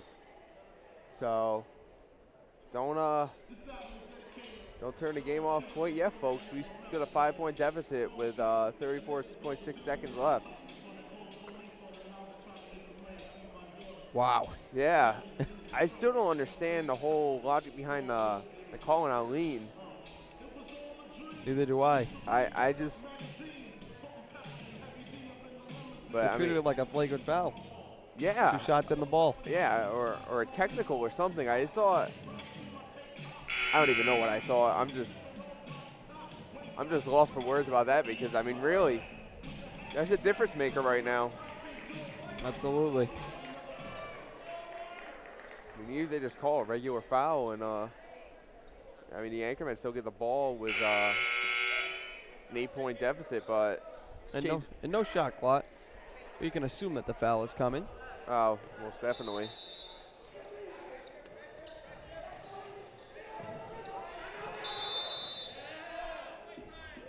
Timeout. Anchormen. Coach Burns takes a timeout. It's the last one, so neither team has a timeout left.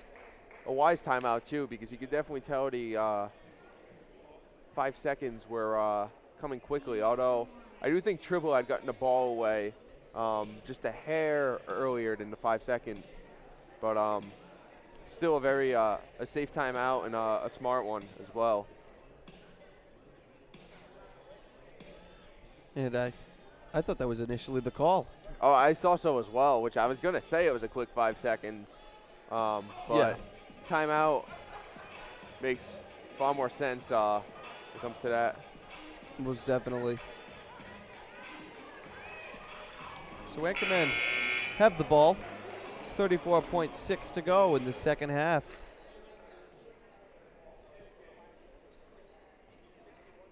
Round 1 of the Little East Conference Tournament. All you got to do here is just get a clean inbounds to somebody because, as we said, the foul is It's coming, yeah. it's most definitely coming. So, I mean, that's all you're just going to focus on is just get it to somebody on the inbounds. And he finds Burton. And he's fouled. Panther foul, charge number 0. Uche Nokechi. That's his 4th personal. A team limit.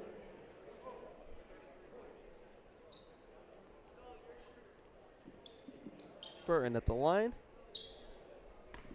Chris Burton's at the line. Shooting 2. And Preston will come back in for bet. And Boulay will be coming back in as well. Make this first. Anchorman substitution number 3, John Gauss. Panther substitutions number 4, Brian Boulay. And number 11, Jack Preston.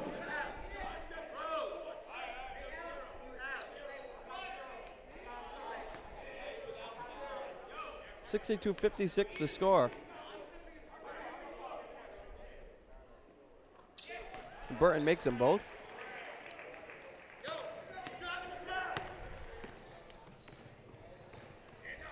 Boulay, right side driving baseline. Up for 2 somehow. That was a great effort by him. I was expecting a foul, to be honest, somewhere in that sequence, but it was a clean play. And Norkiji comes up with it. Burt driving in. Up for 2.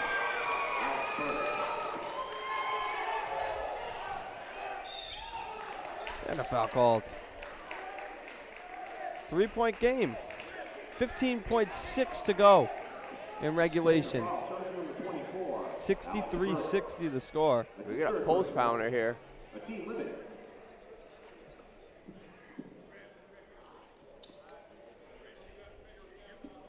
Chris Burton's at the line. Shooting 2.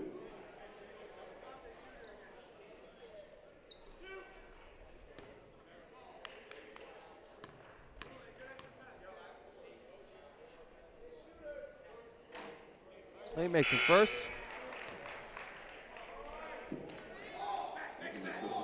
Now what else? I thought they were taking Boulay out again, but he's just going to talk with the coach. Not this time. No, still got 15 seconds. That's a few swaps for him. Yeah. He could fit in there. He makes them both. 5-point game. 10 seconds to go. Boulay for 2. And they foul Aline. Boulay's come up clutch in the past few moments of this one.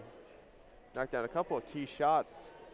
He's moved himself in the double digits for 13 points, all while teetering on the edge of fouling out with 4 fouls. So a credit to him and just this Panther team altogether. Down by 10 with, what was it, around a minute left?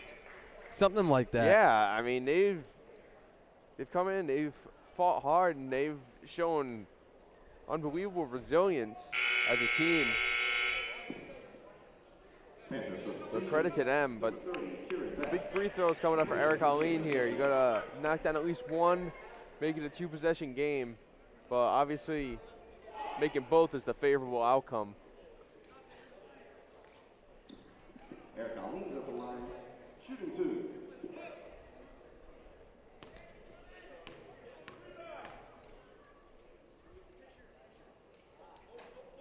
Alleen misses the first. Now this next free throw is huge. Oh, definitely.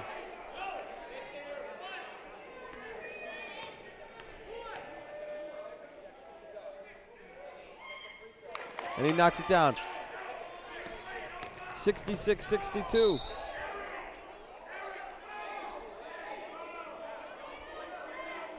Four seconds to go in the game.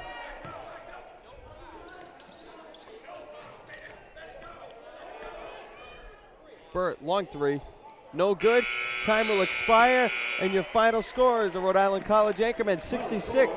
Plymouth State University Panthers 62.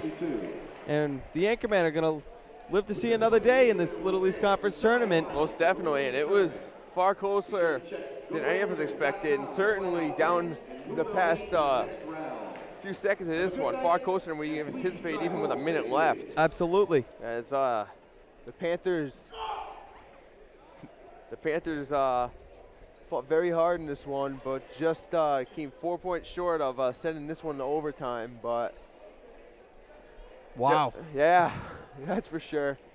What a game it was. Yeah, but I don't know. I do think now that the game is over and they've won, I think it does help as a momentum booster. And Andrew, I'll send it down to you as we got Roosevelt Scheider standing by.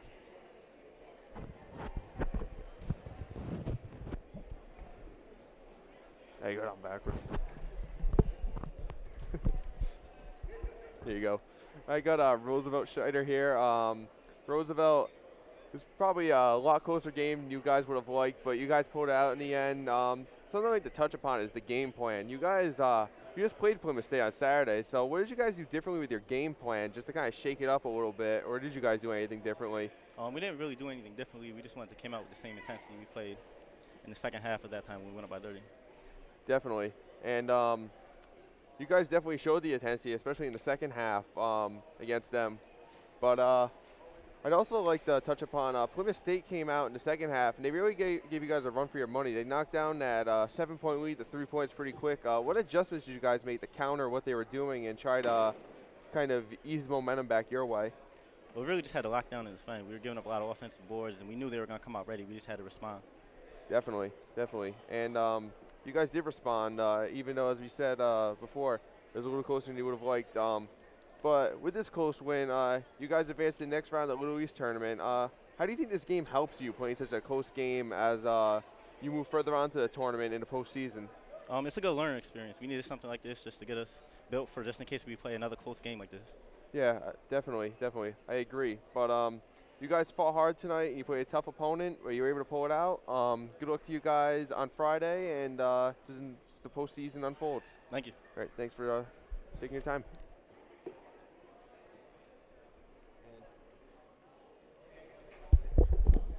What a game. What a game. Definitely. I mean, there's not a whole lot you can say about it, but that.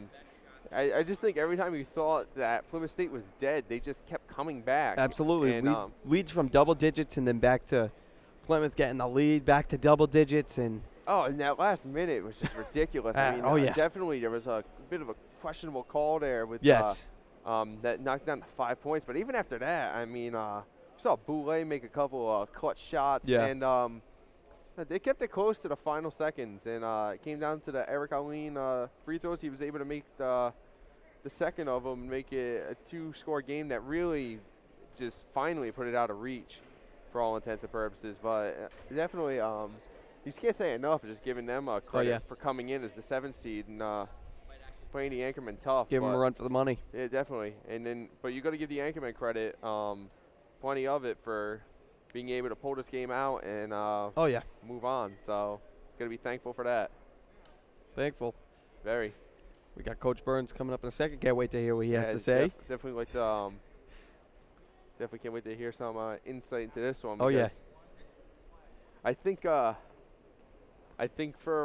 the last game that we're going to cover this season, I think it was a good one. Yeah, definitely. Figured it would be. I mean, tournament game, both teams turn it up a notch. Definitely. And yeah, it was a great game. A lot of points in the end, but Anchormen found the will and they found the way. Oh, yeah. Yep. It's 66-62, the final.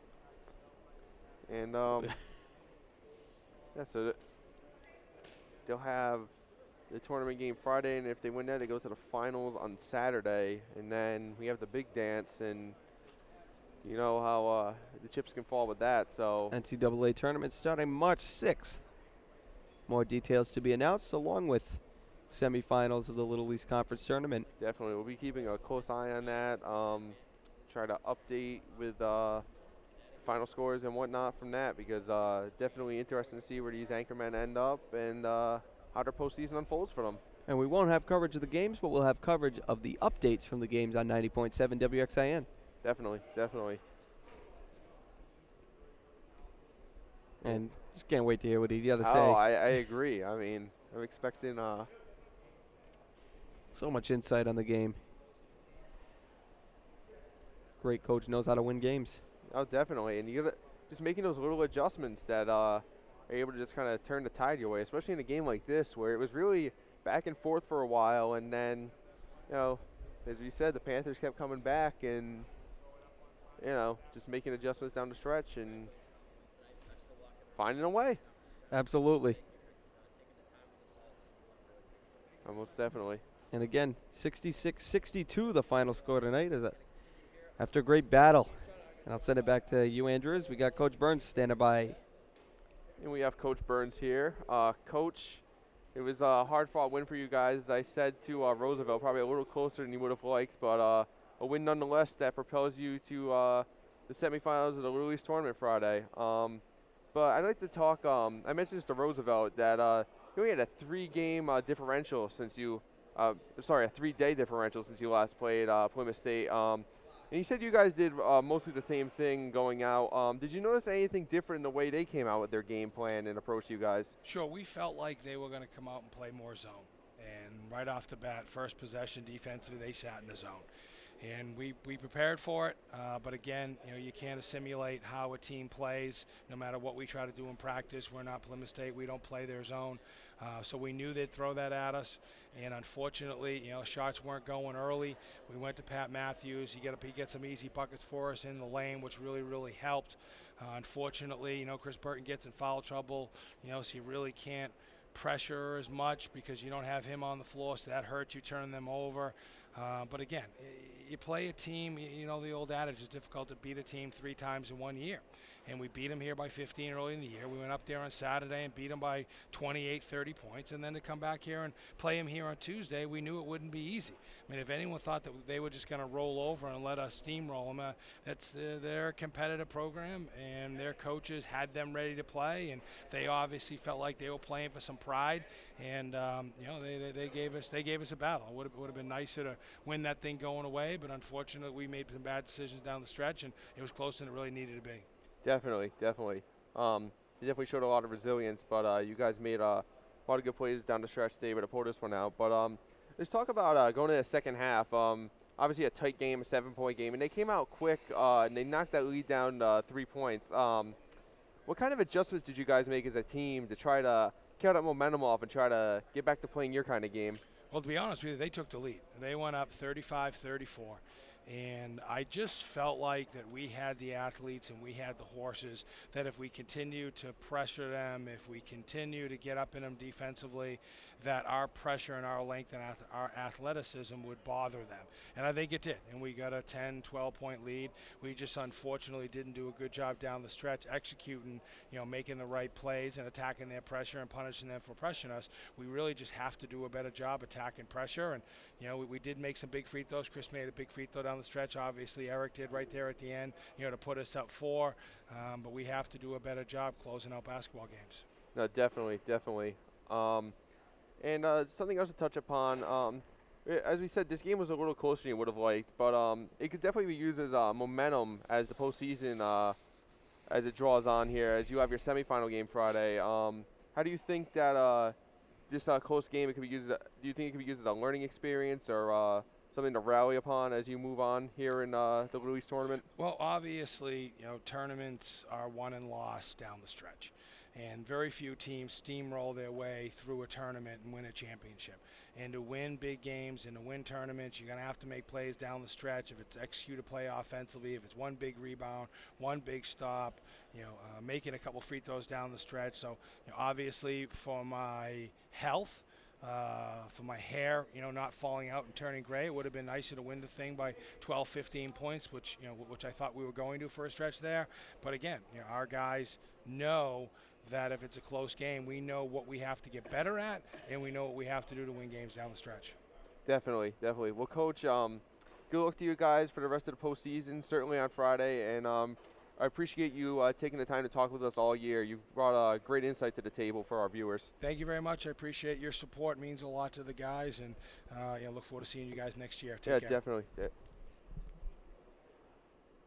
And that will wrap it up for what is officially our final basketball broadcast. And just some quick thank yous to our crew.